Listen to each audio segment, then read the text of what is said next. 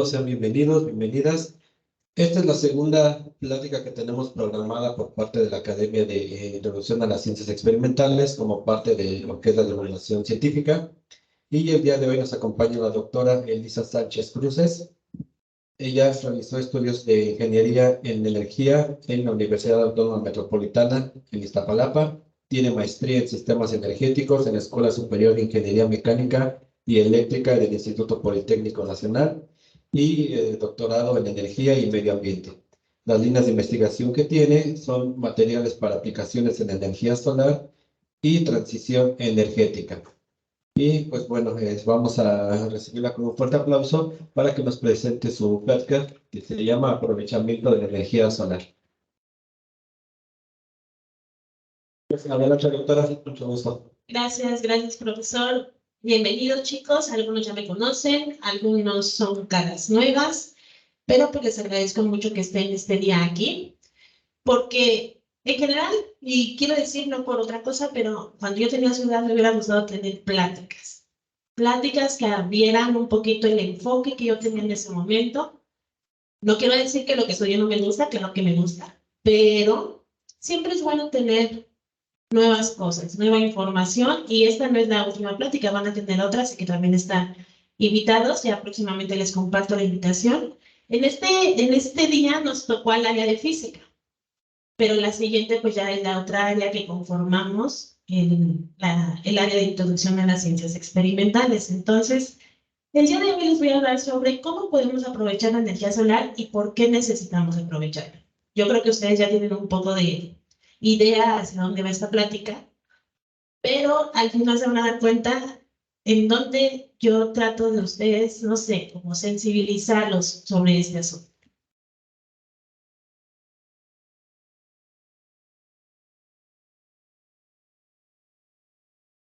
Entonces vamos a iniciar un poquito sobre la situación actual. Creo que para todos es evidente el desastre en todos los sentidos, ecológico, económico, ambiental, sobre el uso de la energía. Entonces tenemos que cada una de nuestras actividades como seres humanos ha provocado un uso, y la que quieran, ¿eh? O sea, ustedes piensen en cualquier actividad de ustedes y cualquiera requiere de uso de energía. Este uso de energía, que prácticamente es esta actividad antropogénica, no alcanza a funcionar, pero tenemos la primera parte, ha provocado eso. Ustedes lo pueden ver, no solo en México, sino a nivel mundial, tenemos grandes desastres, además de que tenemos una dependencia, todos los países, del uso de combustibles fósiles. Toda la economía a nivel del mundo, a nivel mundial, se basa en cuánto tenemos de combustible fósil. ¿Ok? Entonces, pues ese es un segundo punto que analizar. Un tercer punto es este calentamiento global, lo que ha provocado. Tenemos un impacto desastroso en la biodiversidad, en la salud de los seres humanos y en la agricultura. Tenemos creaciones de estas, normalmente en derrames de petróleo, pero también llega a la luz a lo que se llama energías renovables.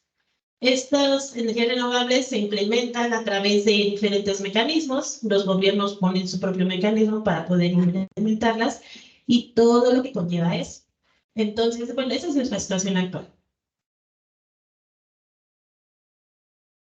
A nivel mundial, los gobiernos decidieron una serie de objetivos que se le llaman objetivos de desarrollo sustentable, y en el número 7 está energía asequible y no contaminante. Y es aquí donde nosotros podemos poner un granito de arena para poder satisfacer estos objetivos, que esperamos que en el 2030 podamos cumplir todas las metas que tienen esos objetivos. Pero, ¿cómo se va a poder dar eso? Si bien las energías renovables no pueden ser la solución totalitaria del uso de energía, sí pueden crear un punto de apoyo para satisfacer la demanda energética de nosotros los seres humanos. Entonces, deben existir, uno, políticas para mejorar esa eficiencia energética, ese punto de allá. Entonces, cada gobierno pone su propia política y van avanzando en eso. Y dos, aprovechar las fuentes renovables de energía, que, bueno, ahorita lo vamos a platicar, pero hay varias. En México, para poder satisfacer eso, pues se crean diferentes organismos que regulan o que promueven programas para promover estas energías renovables. Entonces, por ejemplo, en la Ciudad de México está Ciudad Solar. Ahí dan diferentes apoyos, dan capacitaciones, de hecho lo tengo aquí.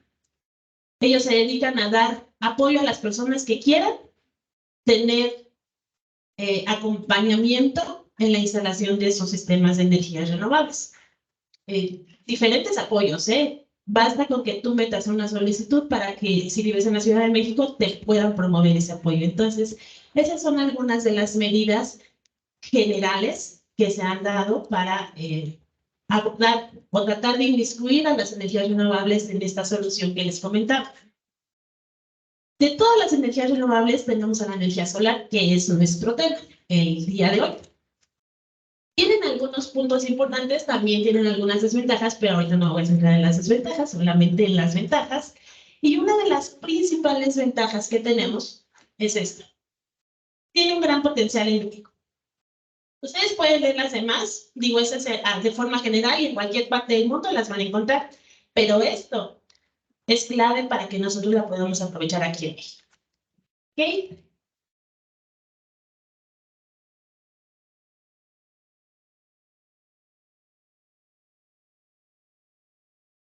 Ya no quiere. A ver.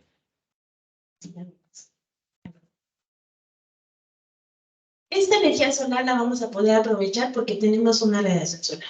Después de que la energía en forma de ondas electromagnéticas sale del Sol, podemos tener un espectro de este estilo. Esta gráfica que ustedes ven aquí es cómo se comporta el Sol o toda la energía que nos envía el Sol. Tres partes principales tenemos aquí. Primero, la parte ultravioleta, la de este lado, es que no funciona bien. Aquí está. La parte visible y la parte infrarroja. Entonces, ¿cómo sabemos cuál es cuál? Pues ustedes pueden ver cómo se comporta el Sol. Tienen la línea, la gráfica amarillita, y eso sería lo que estaríamos recibiendo del Sol, pero en esta parte, miren. Aquí. Alcanza a ver bien. La luz viaja después de que sale del Sol, llega a la atmósfera y justo en esta zona, y el profe me está ayudando, pero me voy a pasar por acá. Justo en esa zona, en ese puntito en donde dice hay una constante solar ahí, nosotros recibimos 1350 watts por metros cuadrados. Pero, ¿qué pasa después de que la luz atraviesa esa atmósfera? Pues pasa lo siguiente, se empiezan, como en la atmósfera hay diferentes moléculas, la luz o la energía se empieza a absorber por esas diferentes moléculas. Y entonces tenemos de este lado que se puede absorber por oxígeno, por moléculas de agua, de CO2, y finalmente lo que nos llega a la superficie terrestre es esa gráfica roja, que es menos de lo que nos llegó antes de la atmósfera. ¿Qué otra cosa tenemos que tener en cuenta? Esta parte. Cuando la radiación solar llega a esta zona, que tenemos aquí, y viaja a través de la atmósfera, en esta zona atraviesa menos masa de aire que en esta zona. Entonces, la ubicación geográfica en donde nos llega la radiación solar también es muy importante.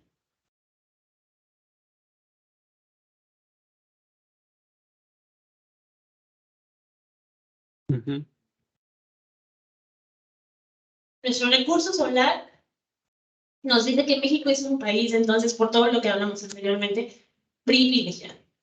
Estamos en una ubicación geográfica en donde nos llega bastante energía comparado con otros lugares. ¿Qué es lo que tenemos que hacer? Pues aprovecharla completamente. Siguiente, profe. En el siguiente mapita que van a ver, tenemos más claro lo que estamos diciendo.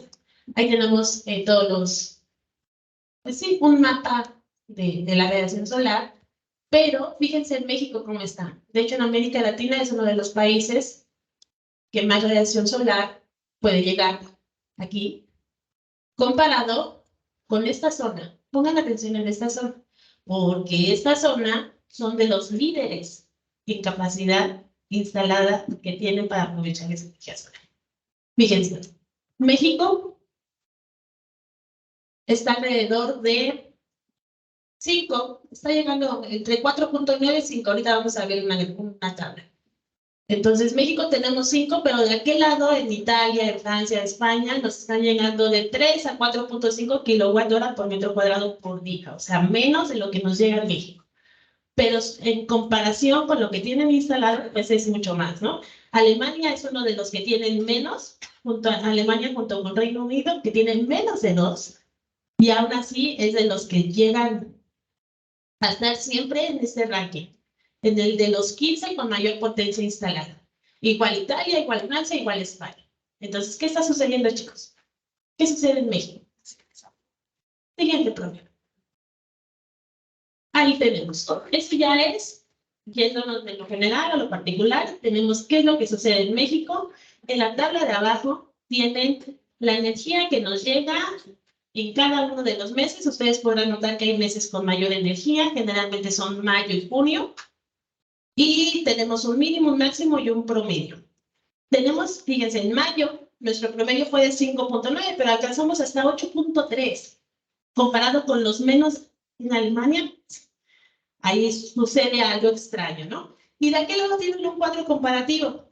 Si bien esta es información, pues ya tiene más o menos 10 años, no cambia mucho el nivel de radiación solar que presentan ahí. Alemania con 1.1, México con 5.5 y China con 4.5. Pero la generación de energía solar se dispara, ¿no? China es el número 1 en potencia instalada de energía solar. Así que, de que podemos aprovecharla, la podemos aprovechar porque el recurso lo tenemos. Claro que lo tenemos, ahí está. Solamente que está sucediendo algo. Y tal vez ustedes puedan encontrar alguna idea que pueda responder qué está sucediendo en México. Vamos a avanzar, por favor. Estas fueron unas imágenes que encontré que me sorprendieron. La primera es de Dinamarca, la segunda es de Dinamarca y la tercera es de Alemania. Son grandes centrales que utilizan, pues en la primera son colectores solares, lo usan para edificios, para el sector comercial, o sea, para uso normal, no como tal industria a gran escala ni grandes ciudades, sino para hogares. De este lado, en la parte de abajo, tenemos, son colectores parabólicos, ahí son de concentración, es una tecnología especial, pero bueno, sigue siendo aprovechamiento de la energía solar. Y de aquel lado tenemos paneles solares en un edificio multifamiliar. Siguiente. Ahí mismo van a ver dónde está la ubicación de estos. Tenemos a Alemania y arribita de Alemania está Dinamarca, en donde están instalados estos sistemas. Y pues si ustedes ven, bueno, puse una imagen un poquito más extendida, pero pues estamos muy cerca de la parte norte de nuestro planeta. O sea, que imaginen qué nivel de radiación solar tiene Dinamarca. Y pueden ver tantito, profe, una idea. Dinamarca se ha dado la tarea de sí o sí instalar sistemas de energías renovables porque tienen un serio problema con esta parte. Quieren dejar de depender del gas de Rusia. Tan fácil. Tienen la necesidad, pues tienen que encontrar una solución. Ustedes piensen, ¿nosotros tenemos la necesidad?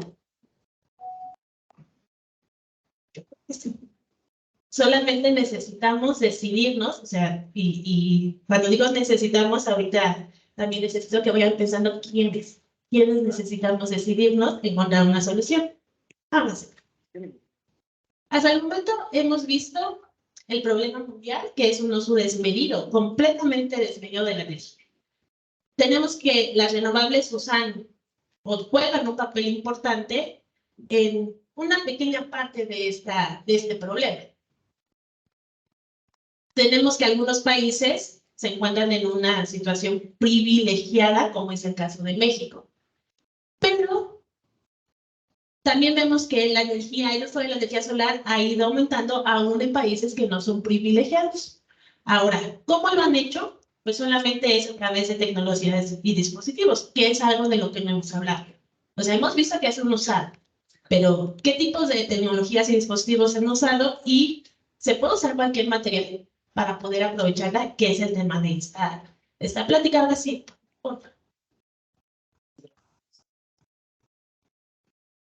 Este es un resumen, pero resumen y hasta un poquito corto porque hay más tecnologías aquí nuevas, pero las principales y las básicas son estas.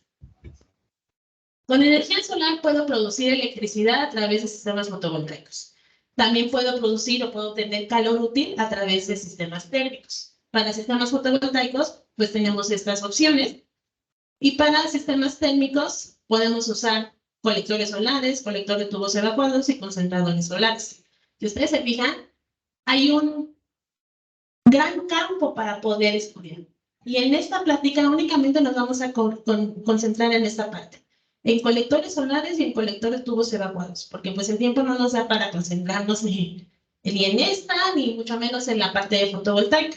Pero aún así, cualquiera de esas tecnologías necesitan ese recurso solar que tenemos disponible en México. Entonces, hablando sobre los colectores solares, son esos. Estos son dos tipos principales de colectores solares, tapa plana, ya no son tan usados, pero aún así son muy funcionales porque son muy resistentes, y aunque tienen un poquito menos de eficiencia con respecto a estos, pues siguen siendo una opción muy viable. Entonces, estos dos son los que quiero que tengan en mente para que ahorita que empiece a explicar las partes, puedan analizar y puedan ver de lo que estamos hablando, ¿no? Entonces, el segundo se llama el colector de tubos evacuados. Y si pudiéramos ver una vista frontal, portada, veríamos la siguiente. Este es el colector. Aquí va a llegar la radiación solar, de este lado.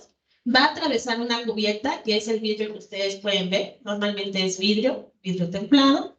Pero la importancia de estos colectores es esta zona. Toda esta línea, que es en donde vamos a tener un proceso físico que se llama absorción. De aquí necesitamos absorber la mayor cantidad de energía solar. Para este tipo de dispositivos, ahora vayan haciendo por favor un zoom. Tenemos un dispositivo grande que ocupa varios elementos. Después tenemos este que es nuestra vista de nuestro colector, pero ahora quiero que se enfoque nada más en esta zona que se llama superficie selectiva. ¿De aquel lado tienen que la superficie selectiva, lo que queremos con esa superficie es absorber la mayor cantidad de radiación solar posible que esté llegando a ese dispositivo? Siguiente, profe. Esta superficie selectiva puede ser de diferentes materiales, dependiendo la sofisticación, el tipo de elemento que se utilice o para el tipo de aplicación que ustedes quieran, pueden obtenerla de diferentes maneras. Sin embargo, debe tener ciertas características. De aquel lado, ocurre un fenómeno en la materia, ahí donde está el circulito rojo precisamente. Cuando energía incidente, o sea, luz, radiación solar, llega a la materia, pueden ocurrir varias cosas. Se puede reflejar, se puede absorber, se puede transmitir y se puede emitir. ¿Okay? Eso es lo que va a ocurrir cuando un haz de luz llega sobre una superficie. ¿Qué es lo que queremos en una superficie selectiva? Queremos que toda la energía incidente que está de este lado, el rayito que ven ahí, se quede en la zona, se quede en esa placa, se quede en ese material negro que ustedes ven en los colectores solares. Queremos que se quede ahí, porque si no, pues no se va a calentar nuestra agua, nuestro aceite o nuestra combinación de lo que queramos calentar, que ese es nuestro objetivo para colectores solares. Entonces aquí tenemos una premisa, que todo lo que se absorba, que es la parte de abajo, se va por una ley que se llama ley de Kirchhoff. Todo lo que se absorba se va a emitir. Sin embargo, para nuestra superficie selectiva queremos que esa emitancia sea cero. ¿Cómo lo vamos a lograr? Adelante, profe.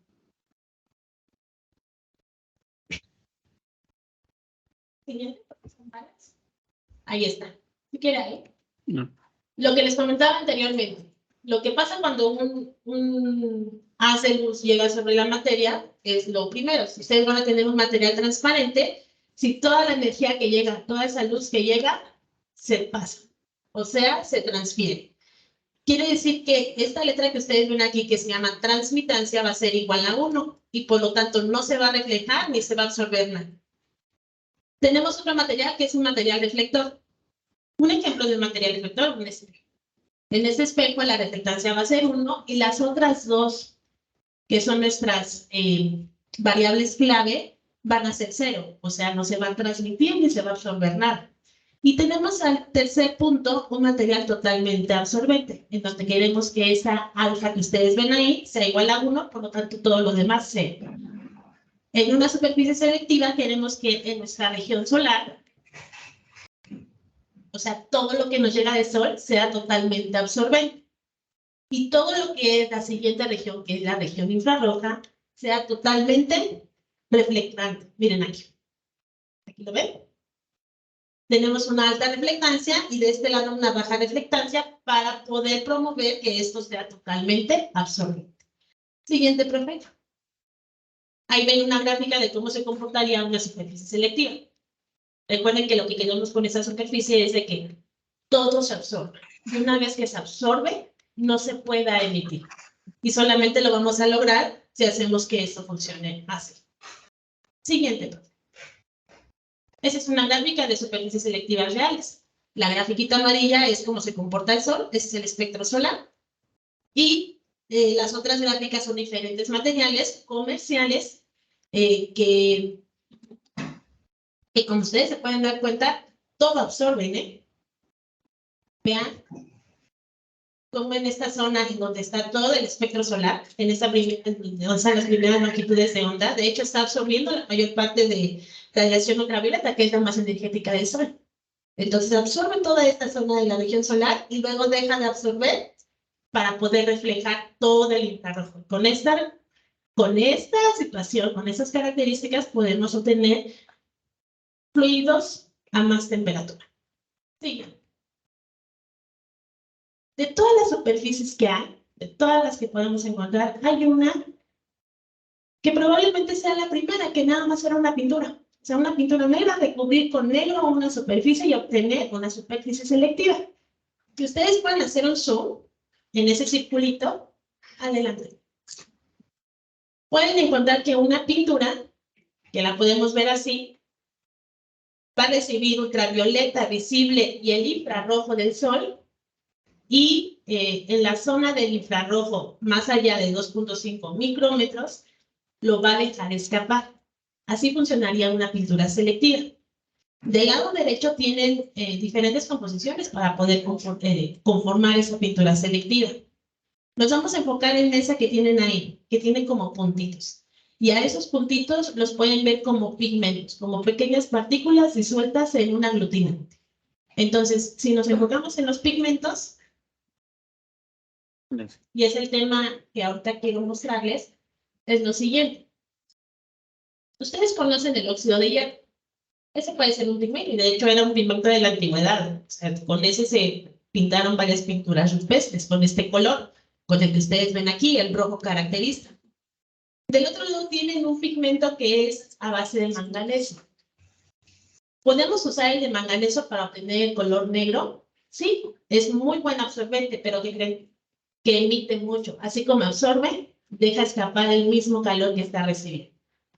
Pero con investigaciones que se han realizado, se propuso que se fuera agregando un poco de este óxido rojo a la parte del óxido negro para poderle quitar esa alta emitancia que tenía, porque eso no sirve. O sea, no sirve un material que todo absorba, pero que también todo emita. Necesita que contenga ese calor. Lo que ustedes tienen abajo es la estructura cristalina de estos dos óxidos, de estos dos polvitos. Microscópicamente así son. Uno, porque bueno, hay sólidos que se llaman sólidos cristalinos y precisamente son porque sus átomos se acomodan en patrones que son figuras geométricas. En este caso es un cubo y en este caso es un tetraedro. Entonces todos los hierros y los óxidos se acomodan de esta forma y así son repetidas durante todo el polvito. Y del lado derecho ustedes tienen el cubo del manganeso. Entonces, lo que se propuso fue crear un sistema que tuviera ambos, que pudiéramos juntar. El primero sería el óxido de hierro, el segundo más atrás el óxido de manganeso, y entonces hacer una síntesis por un método químico que se llama coprecipitación para poder obtener algo así. Aquí está húmedo, aquí ya se asentó el polvo. Después de esto, pues se lava y finalmente se calcina. Y el que tienen allá, pues es óxido de manganeso, así se hicieron todos. Pero recuerden que la idea era tener óxido de manganeso e irle agregando un poquito de óxido de hierro para poderle quitar esa baja, ese problema que tenía en la emisión. Siguiente. Se obtuvo algo más o menos así, bien. En la parte de arriba ustedes tienen puro óxido de hierro y al final tienen puro óxido de manganeso y todas las intermedias es una combinación de una con otra. Agregamos un poquito de hierro y vemos cómo se comporta. Agregamos más hierro y vemos cómo se comporta. Y así sucesivamente hasta dejar de tener puro hierro y entonces tener puro manganeso. Siguiente. Para eso, chequen. Se utilizaron, que son algunos, no todos. Algunos equipos se utilizan una mufla para poder obtener nuestros pigmentos, o nuestros polvos, nuestras sales, que son los óxidos. Tenemos del lado derecho y de este lado son dos espectrofotómetros con los cuales podemos medir qué es lo que sucede tanto en la región solar como en la región infrarroja. Y finalmente tenemos algo que se llama difractómetro de rayos X, que nos ayudó a ver qué era lo que realmente estábamos obteniendo. Porque ustedes podían ver un polvito, pero no sabían realmente cuál era la composición, y ese nos ayuda a ver realmente cuál es la composición. Adelante. Con ese instrumento, ahí van a ser varias. Con ese instrumento se obtuvieron estas gráficas. A grandes rasgos lo que nos dice es qué composición tiene cada uno de esos óxidos. El primero, recuerden que era puro hierro. Y el segundo, el último, el negro que tienen hasta abajo, puro manganeso. Y que cada uno de ellos cristaliza en diferentes figuras geométricas, como veíamos, uno en cubo y en el otro en el tetraedro. Siguiente. Si hacemos un zoom en esta zona, vamos a ver algo así, un corrimiento. Y después de análisis y de hacer algunos cálculos, nos dimos cuenta de que aun cuando se le agregara un poquito de manganeso, que es en las primeras 3 zonas, teníamos una estructura de stick. Pero cuando le empezabas a agregar más manganeso, coexistían las dos. Y finalmente la última, que era puro manganeso, pues se queda puro manganeso, ¿no? Entonces hay una relación entre la estructura del óxido y cómo se comporta con la luz. O sea, hay una relación en cómo están acomodados esos átomos y cómo se comporta cuando llega la luz a ese material. Siguiente, profe.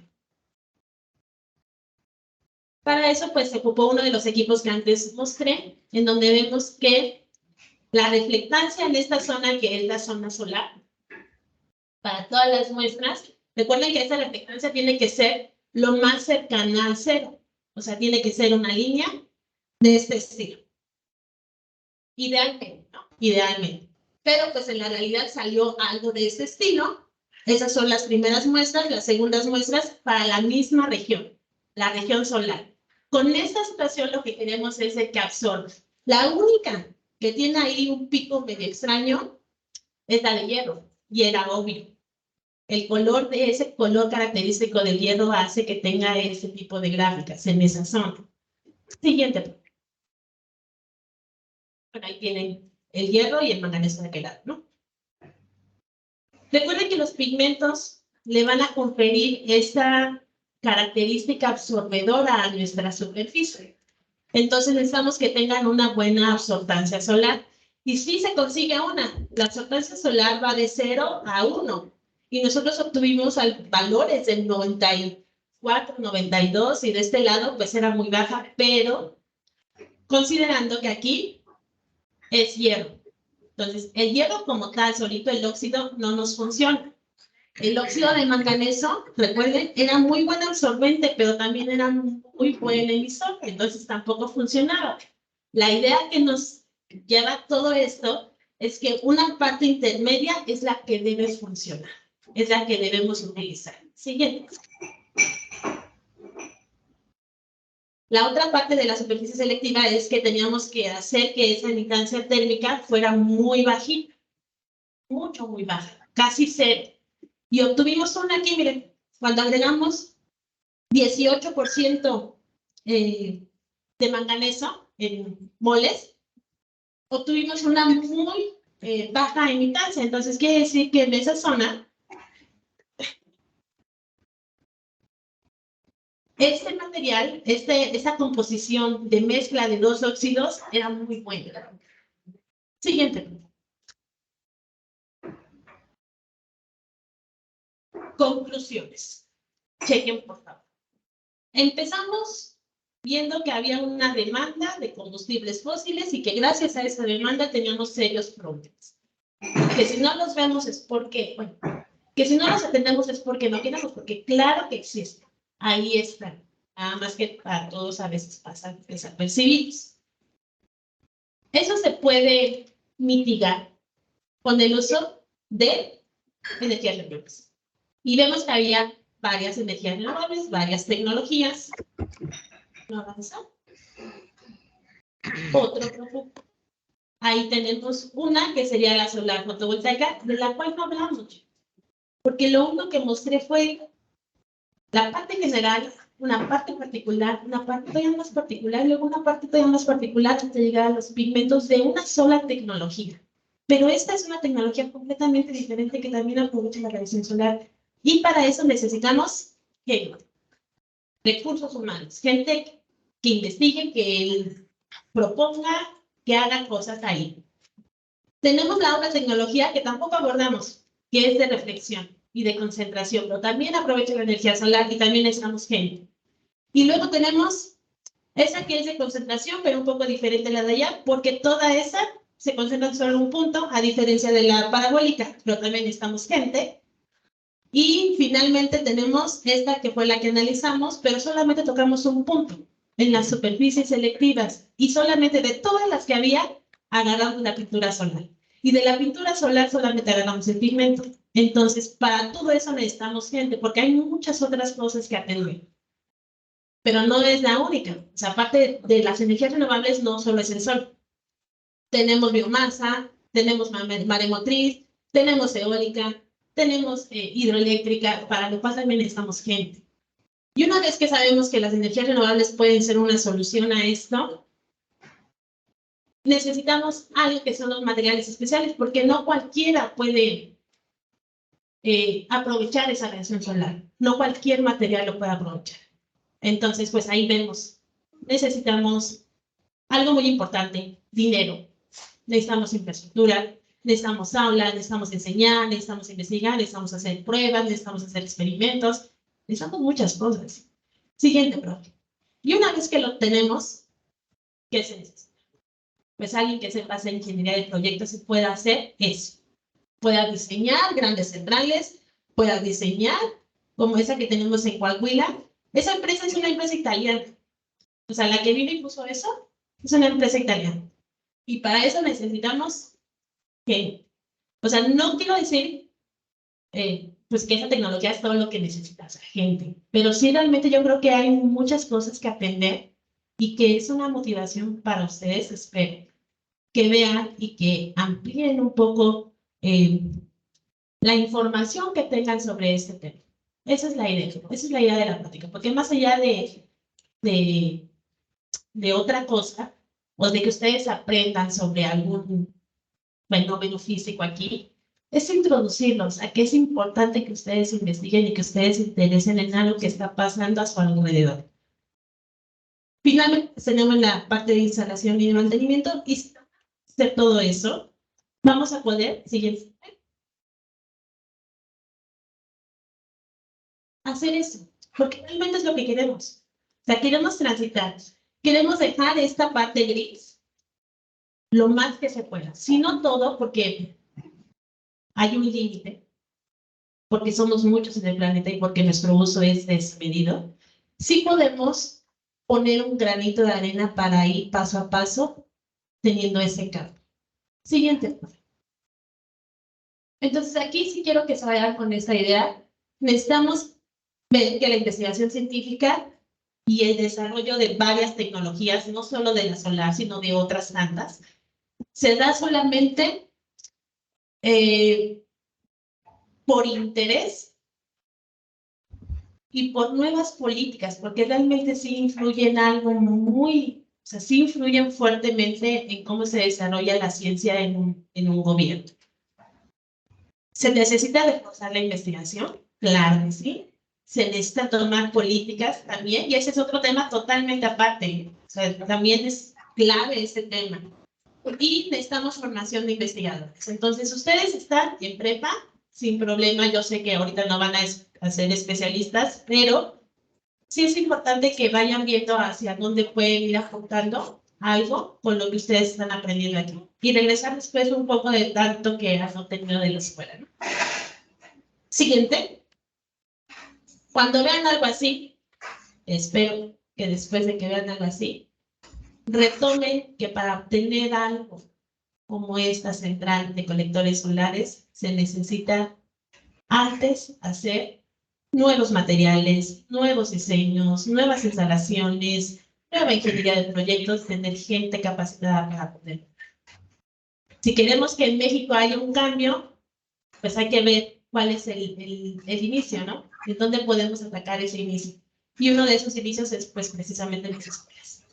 Es lo que ustedes están haciendo y para lo que están preparando para poder ser después especialistas en algo, en lo que sea, pero especialistas en algo. Y del mismo. Gracias por la atención, chicos.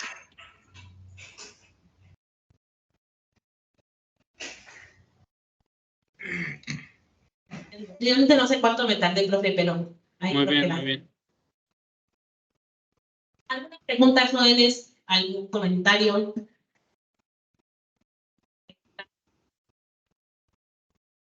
A mí sí me gustaría hacer una pregunta.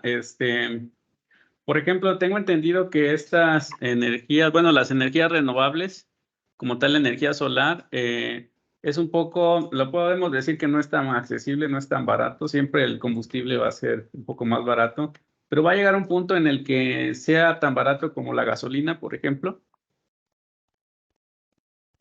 Yo creo que sí.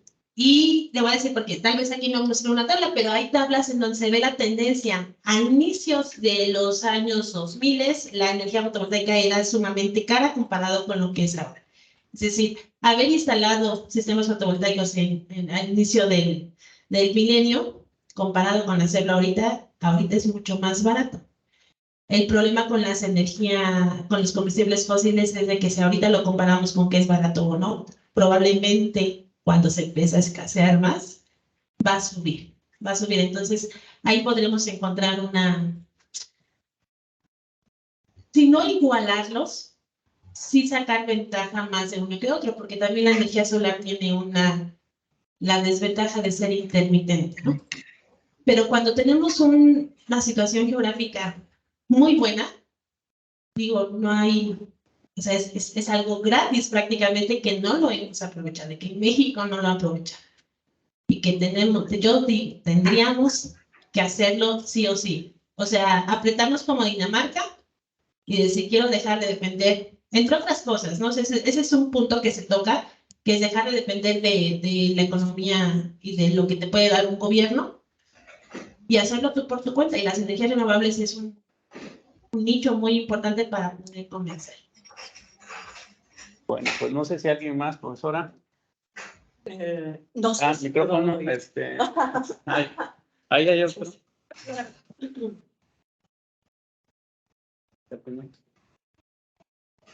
Bien, bien.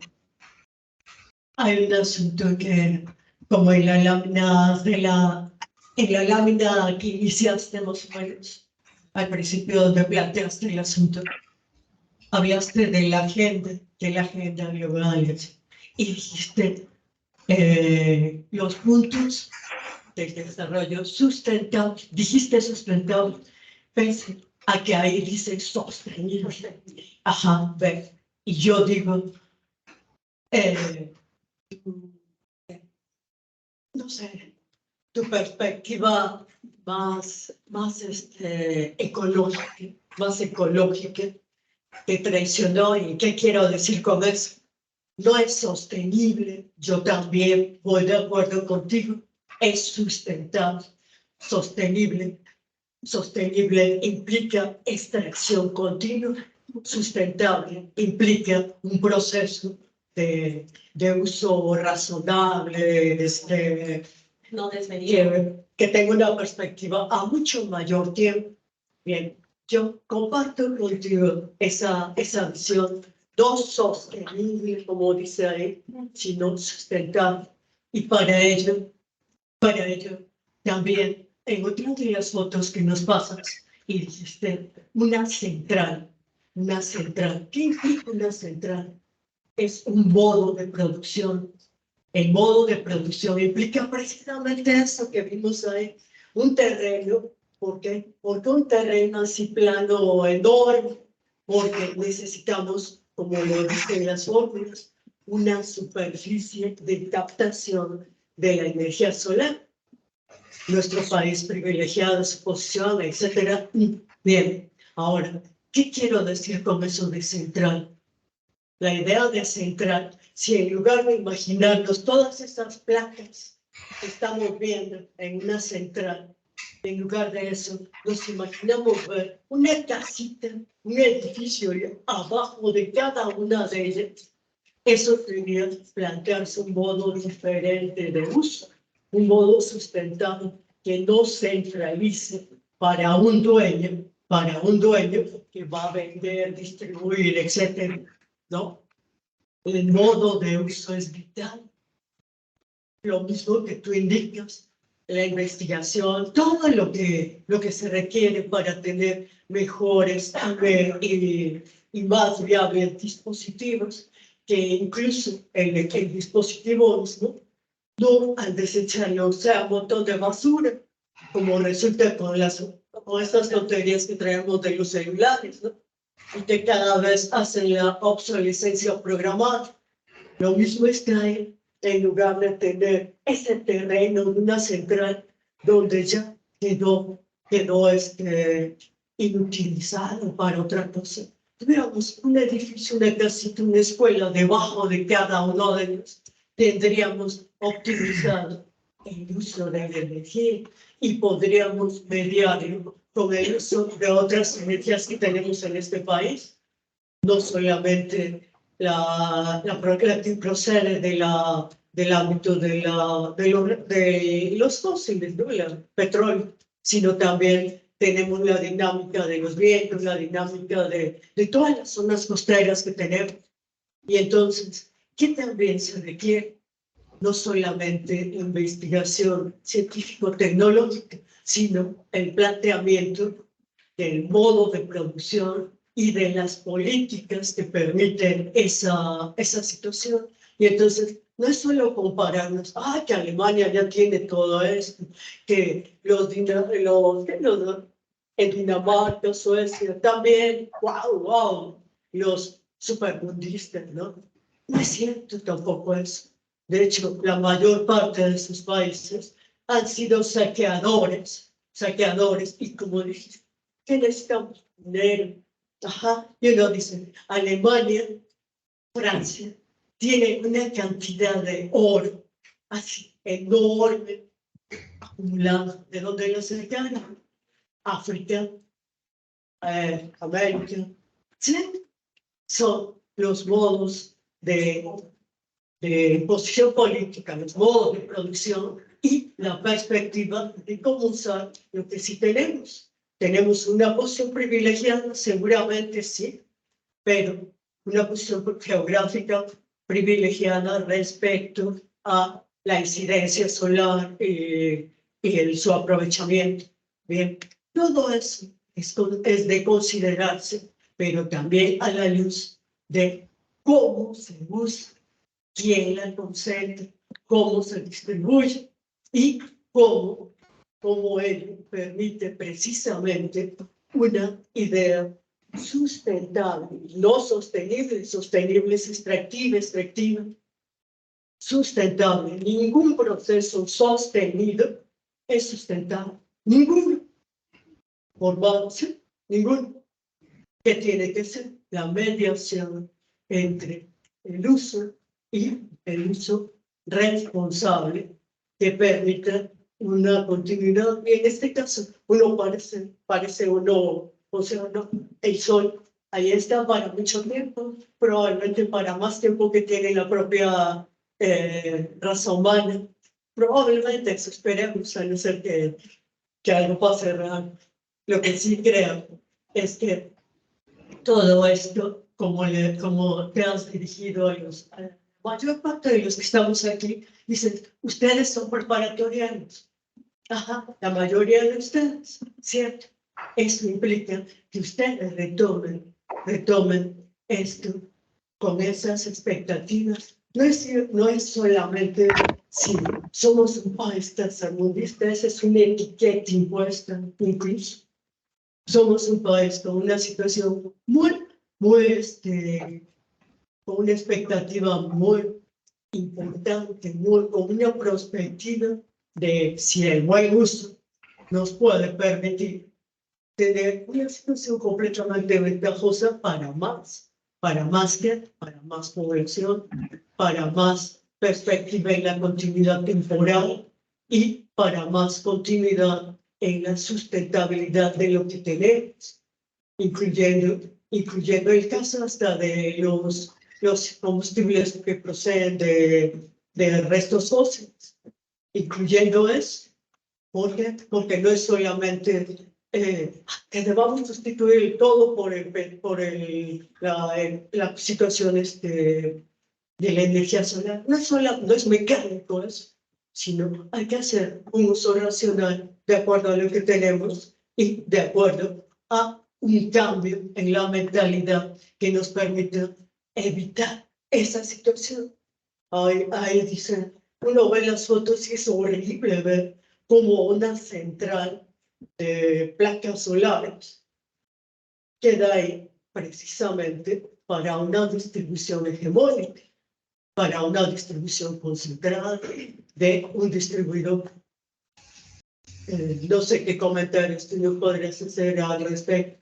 Son varios y tiene razón, o sea, todo esto, chicos, no se acaba, porque después de ahí viene cómo hacer que la gente logre utilizar esa tecnología que ha trabajado mucha gente. O sea, que desde los materiales hasta el diseño, hasta la puesta en marcha, hasta la instalación, hasta todo, cómo hacer que la gente pueda utilizar, cómo llegar realmente a esa transición que estamos buscando. Y ese es otro tema, porque no es fácil acceder, por ejemplo, decía la profesora, y tiene mucha razón, descentralizar la energía. No podemos seguir teniendo en un ladito que se genere la energía y entonces distribuirla. Eso era a lo que se refería la maestra.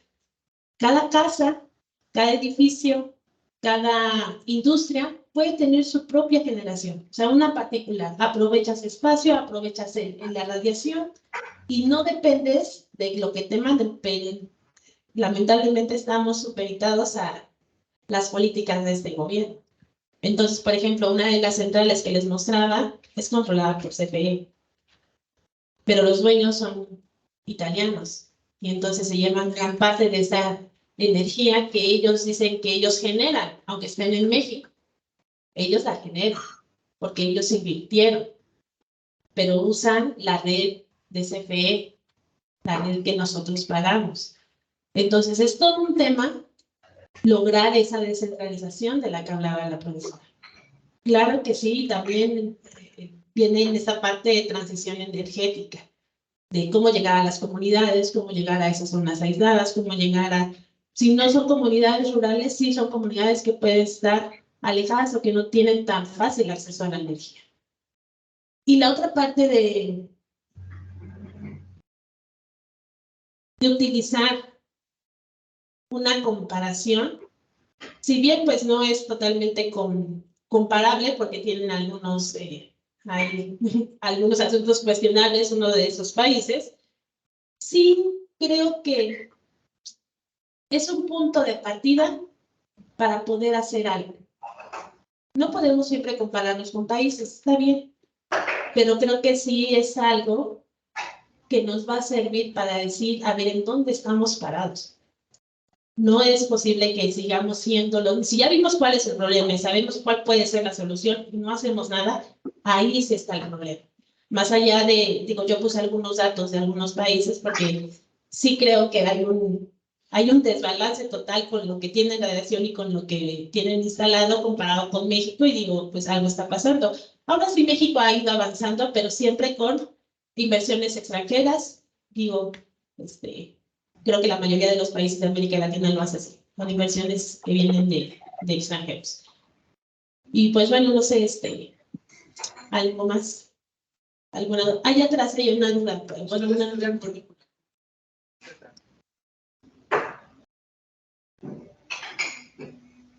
¿Qué crees? Que muchos de ellos, o sea, claro, yo los leo y digo, wow, sí, pues todo está muy bien. Yo creo que sí, en cualquiera de estos objetivos, ¿eh? En el del hambre cero dices, pues sí. O sea, creo que alguien sensato podría decir, claro que eso se necesita y tenemos que llegar, o sea, no puede decir que la gente viva así, que haya niños desnutridos y cosas de ese estilo. Sin embargo, nuevamente quedan en esas metas que no están al alcance de todos y que para cumplirlas se necesitan de un montón de factores, principalmente de los que toman decisiones. Principalmente de las personas que toman decisiones son las que influyen en si se cumple o no esas metas. Vienen algunos porcentajes refiriéndome, por ejemplo, a energía asequible, en donde el 100% de las personas en México, por ejemplo, tengan acceso a la electricidad. Después viene otro porcentaje de, bueno, tengan acceso a la electricidad, pero que sea limpia y confiable, o sea, que realmente siempre la tengan. Entonces, ¿cómo vas a lograr eso? No se trata nada más de ir y poner o instalar un sistema fotovoltaico y dejar a la comunidad alejada, que está en zonas rurales, sola con su sistema. O sea, hay que darle un seguimiento, hay que darle un acompañamiento, cómo funciona, qué pasa cuando no hay sol, cómo vas a funcionar, cómo funciona tu comunidad cuando no va a haber sol, cuando no va a funcionar tu sistema, y no nada más decirlo a dejar, porque probablemente, yo creo, hay muchos programas del gobierno en donde regalan calentadores solares, paneles solares, pero ¿qué pasa con esa tecnología? ¿Realmente se utiliza o nada más es cumplir y llevar a la persona sin dar un seguimiento y promover que esa persona realmente haga suya la tecnología? Entonces, ese es otro tema muy importante que viene como tal en una meta, pero ¿cómo se cumple? O sea, de que estoy de acuerdo, ¿cómo se va a cumplir? Ese es el problema.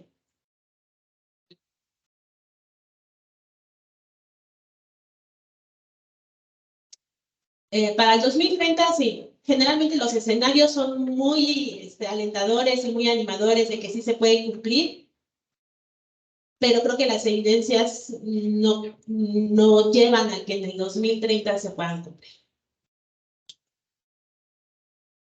Bueno, profa, por cuestiones de tiempo, creo que sería la última pregunta. Entonces, agradecemos con un aplauso a la profesora.